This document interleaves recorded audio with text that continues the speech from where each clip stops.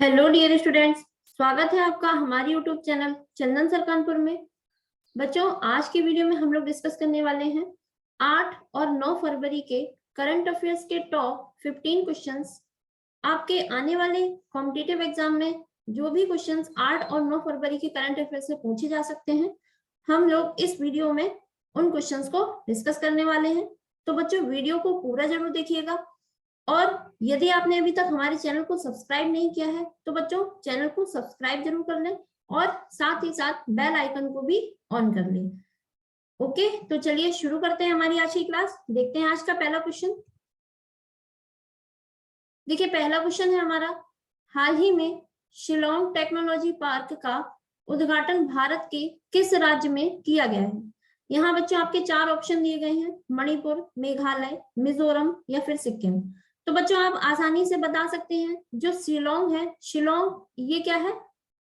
एक शहर है जो कि भारत के मेघालय राज्य में स्थित है। ठीक है, तो इस प्रकार इस क्वेश्चन का जो करेक्ट आंसर है वो क्या हो जाएगा आपका? ऑप्शन नंबर बी, यानी कि मेघालय। तो शिलोंग टेक्नोलॉजी पार्क का जो उद्घाटन है वो भारत के मेघालय राज्य में किया गया है। क्लियर है? अब बच्चों, शिलोंग टेक्नोलॉजी पार्क को बनाने का जो पर्पस है वो क्या है? जो मेघालय वासी हैं, यानी कि जो लोग मेघालय में रहते हैं, तो उन लोगों को अपने राज्य में वापस लाने के लिए, क्योंकि लोग नौकरी की तलाश में एक राज्य से दूसरे राज्य में जाते हैं। ठीक है, तो ये जो पार्क है ये राज्य के युवाओं को रोजगार के अवसर प्रदान करेगा। ठीक है, आइए इसके बारे में और कुछ जान लेते हैं। देखिए, मेघालय राज्य की बात आई है तो बच्चों, मेघालय की राजधानी अभी बताया मैंने आपको क्या है? शिलोंग। और यहाँ के जो वर्तमान मुख्यमंत्री हैं उनका नाम क्या है? कॉनराड संगमा। और यदि हम बात करें यहाँ के जो वर्तमान राज्यपाल हैं तो बच्चों उनका नाम क्या है? सत्यपाल मलिक। क्लियर है? ये आपको याद रखना है। चलिए नेक्स्ट क्वेश्चन देखेंगे। अगला क्वेश्चन है हमारा, हाल ही में दुनिया के तीसरे सबसे बड़े क्रिकेट स्टेडियम की आधारशिला भारत के किस राज्य में रखी गई है? ठीक है, हमें बताना है कि जो दुनिया का तीसरा सबसे बड़ा क्रिकेट स्टेडियम बनाया जा रहा है ये भारत के किस राज्य में बनाया जाएगा? तो बच्चों यहाँ आपके 4 ऑप्शन है। पहला है पंजाब, दूसरा दिया है हरियाणा, तीसरा ऑप्शन है महाराष्ट्र और चौथा ऑप्शन है आपका डी, यानी कि राजस्थान। ठीक है, तो बच्चों इसका जो करेक्ट आंसर है वो जाएगा आपका option number B, sorry option number D, यानी कि राजस्थान। ठीक है, तो दुनिया का जो तीसरा सबसे बड़ा क्रिकेट स्टेडियम बनाया जा रहा है वो किस राज्य में बनाया जाएगा? राजस्थान में। आइए इसके बारे में जान लेते हैं। देखिए, पहला पॉइंट है हमारा, राजस्थान के मुख्यमंत्री अशोक गहलोत और बीसीसीआई के अध्यक्ष सौरभ गांगुली ने जयपुर में, ठीक है, राजस्थान के जयपुर में इस स्टेडियम की आधारशिला रखी है। तो यदि आपसे पूछा जाए कि राजस्थान के किस शहर में ये स्टेडियम बनाया जाएगा तो आपका आंसर हो जाएगा जयपुर। ठीक है, और इसकी आधारशिला किसने रखी है? जो राजस्थान के वर्तमान मुख्यमंत्री हैं अशोक गहलोत, उन्होंने, और साथ ही साथ बीसीसीआई के अध्यक्ष, बीसीसीआई क्या है? Board of cricket council of India, तो उसके जो अध्यक्ष हैं सौरभ गांगुली, उन्होंने इस स्टेडियम की आधारशिला रखी है। तो बच्चों जब ये स्टेडियम बन जाएगा तो ये दुनिया का तीसरा सबसे बड़ा स्टेडियम होगा। यदि हम बात करें कि दुनिया का सबसे बड़ा स्टेडियम कौन सा है तो बच्चों वो कौन सा है? नरेंद्र मोदी स्टेडियम, जो कि आपका भारत के गुजरात राज्य के अहमदाबाद शहर में स्थित है। ठीक है, और इसका जो पुराना नाम है नरेंद्र मोदी स्टेडियम का वो है मोटेरा स्टेडियम। ठीक है, ये आपको याद रखना है। और दूसरा सबसे बड़ा क्रिकेट स्टेडियम कौन सा है तो बच्चों ये आपका मेलबर्न क्रिकेट ग्राउंड है, जो कि आपका ऑस्ट्रेलिया देश में स्थित है। ठीक है, ऑस्ट्रेलिया के मेलबर्न शहर में मेलबर्न क्रिकेट ग्राउंड के नाम से ये दुनिया का दूसरा सबसे बड़ा क्रिकेट स्टेडियम है। ओके, अब देखिए बच्चों, राजस्थान की बात आई है तो राजस्थान के मुख्यमंत्री ये हमने जान लिया है कौन है? अशोक गहलोत। तो यहाँ के जो वर्तमान राज्यपाल हैं उनका भी नाम देख लेते हैं। तो बच्चों उनका नाम है कलराज मिश्र। ठीक है, ये कौन है? राजस्थान के वर्तमान राज्यपाल हैं कलराज मिश्र। क्लियर है? चलिए अगला क्वेश्चन देखेंगे। अगला क्वेश्चन है बच्चों हमारा, हाल ही में भारत के किस राज्य में ओपन एयर क्लासरूम प्रोग्राम परय शिक्षालय को लॉन्च किया गया है? ठीक है, तो जो आपका कार्यक्रम है उसका नाम क्या है? परय शिक्षालय। और ये कैसा है? ओपन एयर क्लासरूम, यानी कि खुले में क्लासरूम आयोजित की जाएंगी। तो हमसे ये पूछा जा रहा है कि इस प्रोग्राम को लॉन्च करने वाला राज्य कौन सा है। यहाँ बच्चों आपके 4 ऑप्शन है। पहला है पश्चिम बंगाल, दूसरा है महाराष्ट्र, तीसरा ऑप्शन है आपका मध्य प्रदेश और चौथा ऑप्शन दिया है उत्तर प्रदेश। तो बच्चों इसका जो करेक्ट आंसर है वो हो जाएगा आपका ऑप्शन नंबर ए, यानी कि पश्चिम बंगाल। ठीक है, परय शिक्षालय को लॉन्च करने वाला जो राज्य है इसका आंसर क्या है? पश्चिम बंगाल। तो बच्चों परय शिक्षालय का मतलब क्या है? यहाँ पे जो परय वर्ड यूज किया गया है इसका मतलब है पड़ोस। इसका मतलब क्या है? पड़ोस, यानी कि वो बच्चे जो सरकारी स्कूल में पढ़ते हैं तो उनके घरों के आसपास जो भी खुले क्षेत्र हैं उनमें क्लासरूम को आयोजित किया जाएगा। ठीक है, और ये जो प्रोग्राम है ये किस लिए चलाया जा रहा है कि कोरोना महामारी के कारण अभी तक तो स्कूल बंद थे, लेकिन स्कूल खोले जा रहे हैं दोबारा से, तो बच्चों के बीच में जो डिस्टेंस है वो ज्यादा से ज्यादा बढ़ाई जा सके। लेकिन इसका जो एक और जो नुकसान होगा वो ये होगा कि जब बच्चे खुले में बैठेंगे तो खुले में वो और भी अन्य किसी बीमारी से संक्रमित हो सकते हैं। ठीक है, ठीक है, इसकी व्याख्या देख लेंगे। इस परियोजना के तहत सरकारी स्कूलों के छात्रों को खुले में पढ़ाया जाएगा, ये मैंने आपको बता दिया है। अब बच्चों यहाँ पे पश्चिम बंगाल राज्य की बात आ रही है, तो पश्चिम बंगाल के जो वर्तमान मुख्यमंत्री हैं उनका नाम क्या है? ममता बनर्जी। ठीक है, ये यहाँ की वर्तमान मुख्यमंत्री हैं ममता बनर्जी। और वर्तमान जो राज्यपाल हैं पश्चिम बंगाल के उनका नाम क्या है? जगदीप धनखड़। ठीक है, जगदीप धनखड़। और बच्चों यहाँ पे यदि आपसे पूछा जाए कि पश्चिम बंगाल राज्य की राजधानी, तो बच्चों वो आपकी हो जाएगी कोलकाता। ठीक है, और कोलकाता जो थी ये आपकी भारत की पुरानी राजधानी थी, जिसे 1911 में हटा करके दिल्ली राजधानी घोषित कर दी गई थी और सन 1912 में दिल्ली को भारत की राजधानी घोषित कर दिया गया था। ठीक है, बना दिया गया था सॉरी। चलिए अगला क्वेश्चन देखेंगे। ठीक है, अगला क्वेश्चन है हमारा, हाल ही में मध्य प्रदेश में कितने स्थानों का नाम बदलने की मंजूरी भारत सरकार ने, यहाँ पे क्वेश्चन थोड़ा सा छूट गया है, भारत सरकार द्वारा दी गई है? ये आप मेंशन कर लेना कि मध्य प्रदेश में कितने स्थानों का नाम बदलने की मंजूरी भारत सरकार द्वारा दी गई है। तो बच्चों मध्य प्रदेश के कितने स्थान हैं जिनके नाम बदले जा रहे हैं? तो आपके ऑप्शन है 2, 3, 4 या 5। तो इसका जो करेक्ट आंसर है बच्चों वो हो जाएगा आपका ऑप्शन नंबर बी, यानी कि 3। एमपी के 3 स्थानों के नाम बदले जा रहे हैं। तो आइए जान लेते हैं वो नाम क्या क्या है। देखिए मध्य प्रदेश के होशंगाबाद नगर को नर्मदापुरम, ठीक है, जो होशंगाबाद नगर है बच्चों उसका नाम क्या रखा जा रहा है? नर्मदापुरम। और दूसरा जो स्थान है बच्चों वो है आपका शिवपुरी। शिवपुरी का जो नाम रखा जाएगा वो क्या है आपका? कुंडेश्वर धाम। और एक स्थान है बाबई। बाबई जो स्थान है इसका नाम बदल के रखा जा रहा है माखन नगर। ठीक है, तो होशंगाबाद का नाम बदल के नर्मदापुरम, शिवपुरी स्थान का नाम बदल के कुंडेश्वर धाम और बाबई स्थान का नाम बदल के रखा जा रहा है माखन नगर। ठीक है बच्चों, शिवपुरी जो है ये एमपी के टीकमगढ़ जिले के पास स्थित, टीकमगढ़ जिले के पास स्थित एक गांव है शिवपुरी। ठीक है, जिसका नाम चेंज करके क्या किया जा रहा है? कुंडेश्वर धाम। और यदि हमसे पूछा जाए बाबई, तो ये बच्चों होशंगाबाद जो शहर है इसके पास स्थित है और इसका जो नाम है ये क्या रखा जा रहा है? माखन। तो बच्चों ये जो माखन नाम रखा जा रहा है तो हिंदी साहित्य के एक कवि थे माखन लाल चतुर्वेदी।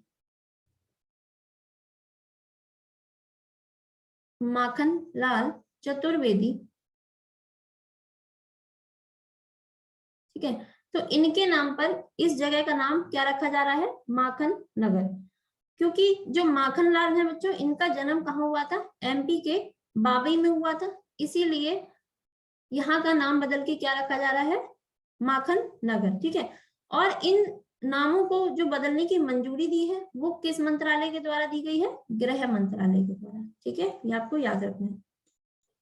अब बच्चों यहाँ पे बात आई है मध्य प्रदेश की, तो यदि हमसे पूछा जाए यहाँ के जो वर्तमान मुख्यमंत्री हैं उनका नाम क्या है? शिवराज सिंह चौहान। और यहाँ के जो वर्तमान राज्यपाल हैं उनका नाम क्या है? मंगू भाई पटेल। क्लियर है? चलिए अगला क्वेश्चन देखेंगे, और मध्य प्रदेश की राजधानी को भी जान लेते हैं। तो बच्चों मध्य प्रदेश की राजधानी आप सभी को पता है, क्या है? भोपाल। ठीक है, चलिए नेक्स्ट क्वेश्चन देखेंगे। अगला क्वेश्चन है हमारा, हाल ही में भारत ने अंडर 19 विश्व कप 2022 में किस देश को हराकर 5वां खिताब जीता है? तो बच्चों हमें बताना है कि जो अंडर 19 विश्व कप अभी आयोजित किया गया था, तो उसमें भारत ने जो 5वां अपना खिताब जीता है वो किस देश को हरा करके जीता है? आपके 4 ऑप्शन दिए गए हैं, ऑस्ट्रेलिया, दक्षिण अफ्रीका, इंग्लैंड या फिर न्यूजीलैंड। तो इसका जो करेक्ट आंसर है वो हो जाएगा आपका ऑप्शन नंबर सी, यानी कि इंग्लैंड। क्लियर है? तो 5th क्वेश्चन का जो करेक्ट आंसर है बच्चों वो क्या हो जाएगा? इंग्लैंड। ठीक है, इसके बारे में जानेंगे। देखिए ये मैच एंटीगुआ के सर विवियन रिचर्ड्स स्टेडियम में खेला गया था। ठीक है, एंटीगुआ जो देश है वहां का एक स्टेडियम है जिसका नाम क्या है? सर विवियन रिचर्ड्स नामक स्टेडियम में यह मैच खेला गया था।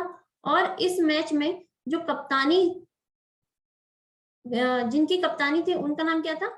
यश डुल। ठीक है, तो ये जो मैच है यश डुल की कप्तानी में खेला गया था।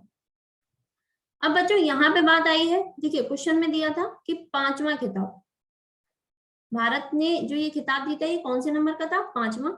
तो भारत ने अभी तक इससे पहले जो 4 खिताब जीते हैं वो कब कब जीते हैं? तो बच्चों पहला 2000 में, उसके बाद 2008 में, और 2012 में, इसके बाद 2018 में ये ट्रॉफी जीती थी। ठीक है, अब बच्चों यहाँ पे बात आई है कि इंग्लैंड को हराया है, तो बच्चों इंग्लैंड की बात कर लेते हैं। इंग्लैंड के जो वर्तमान प्रधानमंत्री हैं उनका नाम क्या है? Boris Johnson.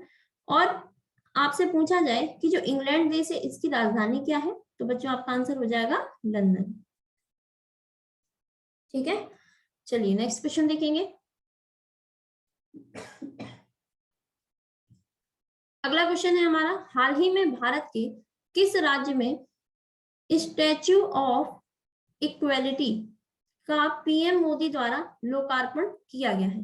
तो बच्चों हमें बताना है कि हाल ही में स्टैच्यू ऑफ इक्वेलिटी का लोकार्पण किया है प्रधानमंत्री नरेंद्र मोदी ने, तो भारत के किस राज्य में किया है? आपके 4 ऑप्शन दिए गए हैं। पहला है तेलंगाना राज्य, दूसरा दिया है गुजरात राज्य, तीसरा ऑप्शन है आपका आंध्र प्रदेश राज्य, और चौथा ऑप्शन है आपका तमिलनाडु। तो इसका जो करेक्ट आंसर है वो हो जाएगा आपका ऑप्शन नंबर ए, यानी कि तेलंगाना राज्य। ठीक है, इससे पहले जो मैंने आपको जनवरी का कंप्लीट करंट अफेयर्स कराया था उसमें आपको बताया भी था कि तेलंगाना राज्य में श्री रामानुजाचार्य की मूर्ति स्थापित की गई है जिसकी ऊंचाई कितनी है? 216 फीट। ठीक है, और ये जो मूर्ति बनाई गई है ये कहाँ पे? तेलंगाना के हैदराबाद शहर में बनाई गई है। तो इस मूर्ति का जो नाम दिया है वो क्या दिया गया है? Statue of equality. ठीक है, इक्वेलिटी का मतलब होता है क्या? समानता। इक्वेलिटी को हिंदी में हम क्या कहते हैं? समानता। तो इनकी मूर्ति का जो नाम है बच्चों वो समानता स्टैच्यू ऑफ इक्वेलिटी इसलिए रखा गया है क्योंकि जो रामानुजाचार्य थे इनको मतलब जो जाति धर्म के आधार पर जो लोगों के मन में भेदभाव होता है तो उनको मिटाने के लिए इन्होंने कार्य किया था, यानी कि लोगों के बीच में समानता, यानी कि लोगों को जो धर्म है उनके बीच में समानता स्थापित करने का काम किया था। तो इसलिए इनकी जो मूर्ति है इसका नाम क्या रखा गया है? Statue of equality. आइए इसके बारे में और कुछ जान लेते हैं। देखिए पहला पॉइंट है, यह मूर्ति 11वीं सदी के भक्ति संत रामानुजाचार्य की है, यह भी मैंने आपको बताया। इस मूर्ति के आधार की ऊंचाई लगभग 54 फीट है, जिसे भद्रवेदी कहा गया है। देखिए बच्चों, ये जो मूर्ति बनाई गई है ये कैसी अवस्था में है? बैठे हुए अवस्था में है। और इस मूर्ति के नीचे का जो आधार है, यानी कि ये जो बेसमेंट है इसका, ये इसकी ऊंचाई कितनी है? 54 फीट। और इस मूर्ति के आधार को क्या संज्ञा दी गई है? भद्रवेदी की संज्ञा दी गई है। ठीक है। इसके अलावा इस मूर्ति को हैदराबाद शहर के बाहरी इलाके में, जो बाहरी इलाका है वहां पे एक क्षेत्र पड़ता है शमशाबाद में, एकड़ यहाँ पे मेंशन कर लीजिएगा, 45 एकड़। ठीक है, 45 एकड़ के भव्य मंदिर परिसर में स्थापित किया गया है। ठीक है, हैदराबाद के पास एक जगह है जिसका नाम है शमशाबाद, और वहां पे 45 एकड़ की भूमि 45 एकड़ की भूमि में भव्य मंदिर परिसर में इस मूर्ति को स्थापित किया गया है। और इसके साथ ही बच्चों आपको बता दूं कि जो मंदिर है, इस मंदिर के आधार भवन में, आधार भवन का मतलब जो मेन मंदिर है वो तो आपको ऊपर से दिख रहा है, और इस मंदिर के नीचे भी एक रामानुजाचार्य की मूर्ति बनाई गई है, और जिसकी ऊंचाई कितनी है? लगभग 54 इंच की वो मूर्ति बनाई गई है। ठीक है, और ये जो मूर्ति है, इस मूर्ति को बनाने में 120 किलो सोने का इस्तेमाल किया गया है। ठीक है, यानी कि 120 किलोग्राम सोने से जो आधार भवन में मूर्ति बनाई गई है वो कितने? 120 किलोग्राम सोने से बनाई गई है। और यहाँ पे जो 120 किलो सोने को जो इस्तेमाल करने का पर्पस है बच्चों, वो ये है कि ऐसा कहा गया है कि रामानुजाचार्य की जो उम्र थी, यानी कि ये 120 वर्ष तक जिए थे। ठीक है, इनकी जो उम्र थी वो लगभग 120 वर्ष थी, तो इसीलिए इस मूर्ति में भी कितने? 120 किलोग्राम सोने का इस्तेमाल किया गया है। क्लियर है? तो ये जो पॉइंट्स मैंने आपको बताए हैं ये आपको याद रखने हैं। चलिए अगला क्वेश्चन देखेंगे। अगला क्वेश्चन है बच्चों, हाल ही में पीएम मोदी ने भारत के किस शहर में ICRISAT की 50वीं वर्षगांठ समारोह का उद्घाटन किया है? तो यहाँ बच्चों आपके 4 ऑप्शन दिए गए हैं कि दिल्ली, हैदराबाद, बेंगलुरु और पटना। तो हमें बताना है कि ICRISAT की जो 50वीं वर्षगांठ समारोह का उद्घाटन किया है, ये भारत के किस शहर में किया गया है? तो आपका जो करेक्ट आंसर है बच्चों वो हो जाएगा आपका ऑप्शन नंबर बी, यानी कि हैदराबाद। अब बच्चों देखिए ICRISAT ये आया है, तो ये क्या चीज है? देखिए इसका फुल फॉर्म यहाँ मेंशन किया है। आई का मतलब है इंटरनेशनल, ठीक है, सी से क्रॉप्स, और आर से रिसर्च, आई से इंस्टीट्यूट, इसके बाद फॉर द, एस से सेमी एरिड, ए से एरिड, और टी से ट्रॉपिक्स। ठीक है, तो ये आपका फुल फॉर्म हो जाएगा ICRISAT का। क्या है full form? International crops research institute for semi arid tropics. Clear है? और यदि इस ICRISAT का जो फुल फॉर्म है अगर आप हिंदी में जानना चाहते हैं तो बच्चों मैं आपको बता दे रही हूँ कि इसको कहते हैं अर्ध शुष्क उष्णकटिबंधीय, अर्ध शुष्क उष्णकटिबंधीय के लिए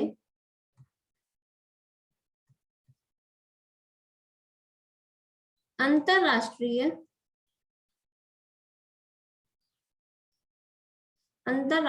फसल अनुसंधान संस्थान। ठीक है, तो बच्चों इसका जो फुल फॉर्म है वो हिंदी में क्या हो जाएगा? अर्ध शुष्क उष्णकटिबंधीय के लिए अंतरराष्ट्रीय फसल अनुसंधान संस्थान। ठीक है, इसके बारे में देख लेते हैं। देखिए ICRISAT की बात आई है तो बच्चों इसका जो मुख्यालय है ये कहाँ पर स्थित है? पाटन चेरू में। पाटन चेरू ये कहाँ पर है? आपका हैदराबाद शहर के पास एक जगह है पाटन चेरू, जहां पर ICRISAT का मुख्यालय स्थित है। और बच्चों यदि आपसे पूछा जाए कि ICRISAT की जो स्थापना है ये कब की गई थी? सन 1972 में की गई थी। और ये जो संगठन है इसका मतलब क्या है, ये एशिया, यानी कि इसका जो काम है वो क्या है, एशिया और उप सहारा अफ्रीका के सूखे इलाकों में विकास के लिए कृषि विश्लेषण करता है। तो बच्चों ऐसे क्षेत्र जहां पर सूखे इलाके हैं, यानी कि जैसे जो रेगिस्तान वाले डेजर्ट एरिया होते हैं, वहां पर आप जानते हैं कि कृषि की जो स्थिति है वो ज्यादा अच्छी नहीं होती है। तो ऐसे लोगों के लिए, यहाँ पर निवास करने वाले लोगों के लिए, उनके लिए कृषि विश्लेषण करती है ये संस्थान, ठीक है। और इसका जो काम है वो ये है कि जो यहाँ पर रहने वाले गरीब और भूखे लोग हैं, ठीक है, गरीब और भूखे लोगों की जो समस्याएं हैं, ठीक है, उनका निवारण करना है, ठीक है, ये आपको याद रखना है। चलिए अगला क्वेश्चन देखेंगे। अगला क्वेश्चन है बच्चों, हाल ही में भारतीय एयरलाइन कंपनी इंडिगो ने अपना प्रबंध निदेशक के रूप में किसे नियुक्त किया है? तो बच्चों हमें बताना है कि जो भारतीय एयरलाइन कंपनी है इंडिगो, इसने अपना हाल ही में प्रबंध निदेशक नियुक्त किया है। तो उनका नाम हमें बताना है। आपके 4 ऑप्शन दिए गए हैं। पहला है आपका रवि मित्तल, दूसरा दिया है रविंद्र तोमर, तीसरा ऑप्शन है आपका राहुल भाटिया, और चौथा ऑप्शन है आपका इनमें से कोई नहीं। तो इसका जो करेक्ट आंसर है वो क्या हो जाएगा, राहुल भाटिया।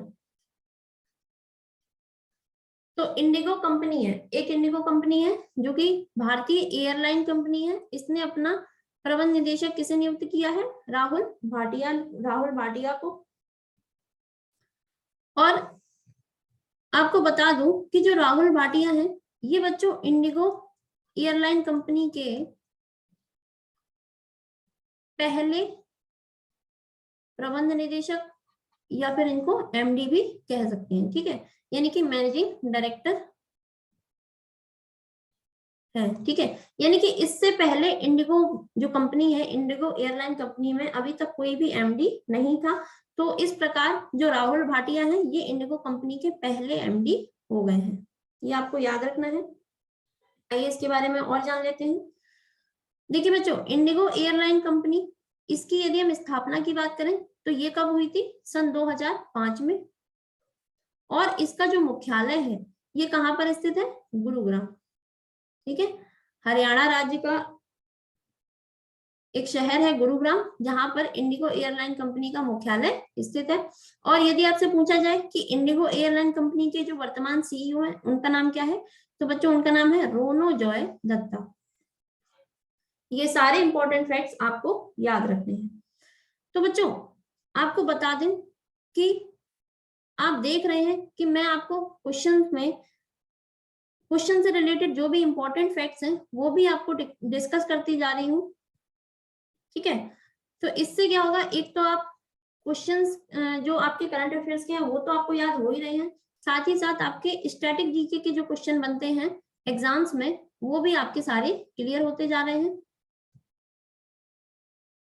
तो बच्चों आपको क्या करना है, इन सभी क्वेश्चंस को, ठीक है, नोट करना है, और साथ ही साथ जो की पॉइंट्स मैं बता रही हूँ इनको भी आपको नोट करते जाना है, क्योंकि ये सारे पॉइंट्स आपके लिए, आपके एग्जाम्स के लिए स्पेशली बहुत ज्यादा इंपॉर्टेंट होंगे, ठीक है। तो आप लोग अपने नोट्स जरूर बनाएं। तो इसी के साथ चलिए अगला क्वेश्चन देखेंगे। अगला क्वेश्चन है बच्चों, हाल ही में यूजीसी के नए अध्यक्ष के रूप में किसे नियुक्त किया गया है? यूजीसी ये क्या है, देखिए इमेज में दिया है यूनिवर्सिटी ग्रांट्स कमीशन, या इसको हिंदी में कहते हैं विश्वविद्यालय अनुदान आयोग, ठीक है। तो हमें बताना है कि यूजीसी के अभी हाल ही में नए अध्यक्ष नियुक्त किए गए हैं, उनका नाम क्या है। ऑप्शन है आपके डीपी सिंह, माणिक्य लाल, बी के राव, या फिर एम जगदीश कुमार। तो बच्चों इसका जो करेक्ट आंसर है वो आपका ऑप्शन नंबर डी हो जाएगा, यानी कि एम जगदीश कुमार, ठीक है। यूजीसी क्या है, यूनिवर्सिटी ग्रांट्स कमीशन। तो बच्चों भारत की जितनी भी यूनिवर्सिटीज हैं ये सभी किसके अंडर में आती हैं, यूजीसी के अंडर में आती हैं, ठीक है, यानी कि all universities of India, Bharat की जितनी भी यूनिवर्सिटी हैं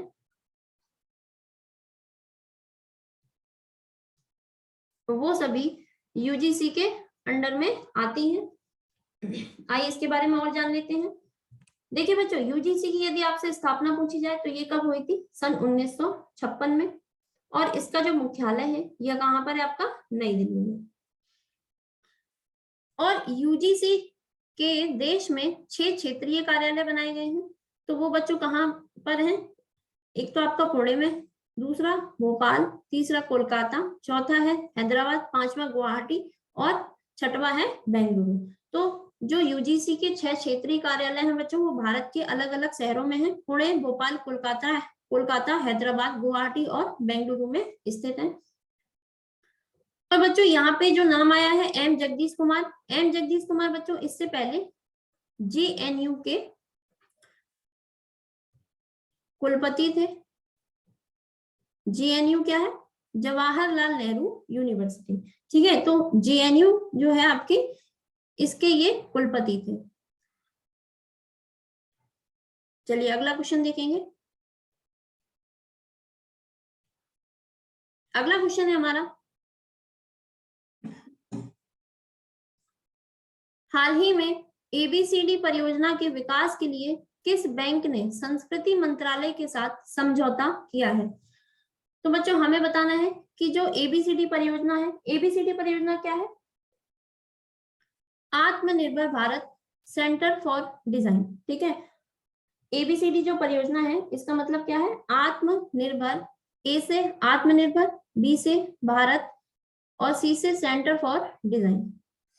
तो हमें बताना है कि इस परियोजना के लिए अभी संस्कृति मंत्रालय के साथ एक समझौता किया है, तो वो किस बैंक ने किया है? तो आपके 4 ऑप्शन है, स्टेट बैंक ऑफ इंडिया, दूसरा है सेंट्रल बैंक ऑफ इंडिया, तीसरा दिया है पंजाब नेशनल बैंक और चौथा ऑप्शन है आपका एचडीएफसी बैंक। तो इसका जो करेक्ट आंसर है बच्चों वो हो जाएगा आपका ऑप्शन नंबर ए, यानी कि सेंट्रल बैंक ऑफ इंडिया, या इसी को हम एसबीआई बैंक के नाम से भी जानते हैं। ठीक है, तो संस्कृति मंत्रालय के साथ एसबीआई बैंक ने एबीसीडी परियोजना के लिए समझौता किया है। आइए इसके बारे में और व्याख्या देख लेंगे। देखिए बच्चों, एबीसीडी परियोजना के कार्यान्वयन के लिए एसबीआई बैंक ने 10 करोड़ रुपए के योगदान की मंजूरी प्रदान की है। ठीक है, तो एसबीआई बैंक ने जो समझौता किया है, इस समझौते में इस परियोजना के कार्यान्वयन यानी कि इस परियोजना को लागू करने के लिए और ज्यादा अच्छे से कितने रुपए का योगदान दिया है? 10 करोड़ रुपए का योगदान दिया है। और इस परियोजना के मुख्य उद्देश्य क्या है? उन उत्पादों को उजागर करना है जिनमें भौगोलिक संकेत होते हैं। तो बच्चों भौगोलिक संकेत क्या होता है? यानी कि जिसको हम जीआई टैग के नाम से भी जानते हैं। तो ऐसी चीजें जिनके भौगोलिक संकेत होते हैं, उन उत्पादों को उजागर करना है, यानी कि उन उत्पादों को ज्यादा लोगों तक पहुंचाना है।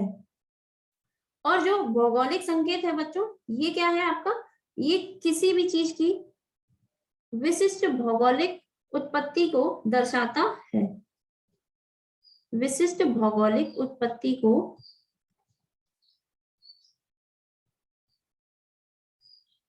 दर्शाता है। क्लियर है? और बच्चों यहाँ पे बात आई थी संस्कृति मंत्रालय की। तो बच्चों वर्तमान में यदि आपसे पूछा जाए कि संस्कृति मंत्रालय के जो मंत्री हैं उनका नाम क्या है, तो उनका नाम है प्रहलाद सिंह पटेल। संस्कृति मंत्रालय के जो वर्तमान मंत्री हैं उनका नाम क्या हो जाएगा बच्चों? प्रहलाद सिंह पटेल। क्लियर है? चलिए अगला क्वेश्चन देखेंगे। अगला क्वेश्चन है बच्चों, हाल ही में NIELIT या इसी को शॉर्ट में हम नीलेट के नाम से भी जानते हैं, तो नीलेट के महानिदेशक के रूप में किसे नियुक्त किया गया है? आपके 4 ऑप्शन दिए गए हैं, राजीव चतुर्वेदी, राजेश जिंदल, मदन मोहन त्रिपाठी या फिर इनमें से कोई नहीं। तो बच्चों इसका जो करेक्ट आंसर है वो हो जाएगा आपका ऑप्शन नंबर सी, यानी कि मदन मोहन त्रिपाठी। ये देखिए इमेज में ये है मदन मोहन त्रिपाठी, जिन्हें नीलेट का महानिदेशक नियुक्त किया गया है। आइए इसकी व्याख्या देखेंगे। देखिए बच्चों नीलेट आया है तो इसका जो फुल फॉर्म है वो क्या हो जाएगा आपका? National institute of electronics and information technology. ठीक है, जो नीलेट है, नीलेट का फुल फॉर्म क्या है? National institute of electronics and information technology. और यदि आपसे पूछा जाए कि जो नीलेट है इसका मुख्यालय कहाँ पर स्थित है, तो बच्चों आपका भारत की राजधानी नई दिल्ली में नीलेट का मुख्यालय स्थित है। और बच्चों जो नीलेट है इसका जो उद्देश्य है वो क्या है, जो इंफॉर्मेशन टेक्नोलॉजी से संबंधित उच्च स्तरीय कोर्स होते हैं, कोर्स मतलब जैसे आपने कंप्यूटर कोर्स देखा होगा एक ट्रिपल-सी, ठीक है, तो ट्रिपल-सी जैसे आपका एक जो कंप्यूटर कोर्स होता है ये नीलेट जो संस्था है इसी का वैलिड माना जाता है। तो नीलेट क्या है, ये एक इंफॉर्मेशन टेक्नोलॉजी से जो संबंधित कंप्यूटर कोर्सेज होते हैं, ट्रेनिंग होती हैं, उनको ये आयोजित करता है। क्लियर है? चलिए अगला क्वेश्चन देखेंगे। अगला क्वेश्चन है बच्चों, हाल ही में किस राज्य में वन नेशन वन कार्ड योजना लागू की गई है? तो बच्चों हमें बताना है कि जो वन नेशन वन कार्ड योजना लागू की गई है ये अभी हाल ही में भारत के किस राज्य में आयोजित की गई है? तो आपके चार ऑप्शन है, मध्य प्रदेश, बिहार, झारखंड और छत्तीसगढ़। तो बच्चों इसका जो करेक्ट आंसर है वो आपका हो जाएगा ऑप्शन नंबर डी, यानी कि छत्तीसगढ़। हाल ही में one nation one ration, one nation one card, one nation one card का मतलब है यहाँ पे वन राशन कार्ड, ठीक है। One nation one ration card जो योजना है ये भारत सरकार भारत के छत्तीसगढ़ राज्य में लागू की गई है। आइए इसकी व्याख्या देखेंगे। देखिए इस प्रकार यह योजना भारत में अब तक कुल 35 राज्यों व केंद्र शासित प्रदेशों में लागू की जा चुकी है, ठीक है। जब छत्तीसगढ़ में लागू हो गई है तो इस प्रकार भारत में कुल 35 राज्य और केंद्र शासित प्रदेशों में अभी तक यह योजना लागू की जा चुकी है। और बच्चों यदि आपसे पूछा जाए कि जो वन नेशन वन कार्ड योजना है ये लॉन्च कब हुई थी, तो बच्चों ये योजना आपकी 2020 में लॉन्च हुई थी। और इस योजना को जो चलाने का पर्पस है वो जो इस योजना को लागू करने का जो उद्देश्य है वो सबसे ज्यादा किसको ध्यान में रख करके किया गया है, जो प्रवासी श्रमिक होते हैं। प्रवासी श्रमिक कौन होते हैं, जो बच्चों एक राज्य से दूसरे राज्य में काम के सिलसिले से जाते आते रहते हैं और वहां पे कुछ दिनों के लिए जैसे निवास करते हैं। तो अब पहले क्या होता था कि जो भी राशन कार्ड है जो किसी भी राज्य का होता था वो उसी राज्य में माना जाता था, लेकिन अब एक राशन कार्ड होगा जो भारत के सब राज्यों में माना जाएगा। तो इसीलिए इस योजना को लागू किया गया है। अब बच्चों यहाँ पे छत्तीसगढ़ राज्य की बात आई है, तो छत्तीसगढ़ के जो मुख्यमंत्री हैं वर्तमान में उनका नाम क्या है, भूपेश बघेल।